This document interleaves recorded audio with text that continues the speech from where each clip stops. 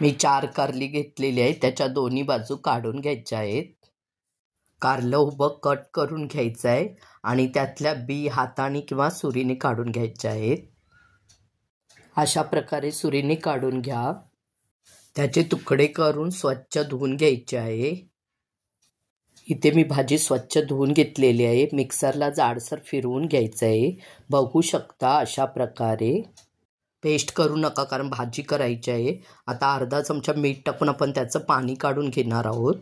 मिठाच्या पाण्याने कुस्करून घेतल्यानंतर पाणी दाबून पिळून घ्यायचं आहे आणि हवं तर तुम्ही साध्या पाण्याने परत भाजी धुवून पिळून घेऊ शकता.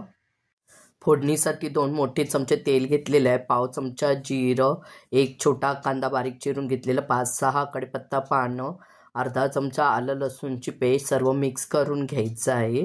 चिमूटभर हिंग, पाव चमचा हळद आणि 1 टोमॅटो टाकून त्याच्यामध्ये अर्धा चमचा मीठ टाकून छान प्लेट ठेवून 1 मिनिट टोमॅटो शिजवून घ्यायचा आहे.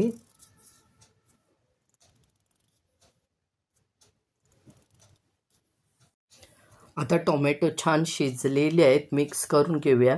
ही भाजी माझ्या मिस्टरांनी मला सांगितलेली आहे. अर्धा चमचा धना जिरा पावडर, अर्धा चमचा गरम मसाला, अर्धा चमचा लाल तिखट आपण घातलेलं आहे. भाजी मिक्स करून घेतलेली आहे. त्याच्यामध्ये 2 चमचा गूळ घातलेला आहे आणि आपण झाकण ठेवून 10 मिनिट भाजी शिजवून घ्यायची आहे. गूळ टाकलेला असल्यामुळे मिक्स करून घ्या. भाजी आपली छान शिजलेली आहे. तर अशी तुम्ही भाजी करून बघा, छान होते. आपण कोथिंबीर घालूया. ही तुम्ही चपातीबरोबर, भाकरीबरोबर भाजी खाऊ शकता. आपली भाजी आता तयार आहे.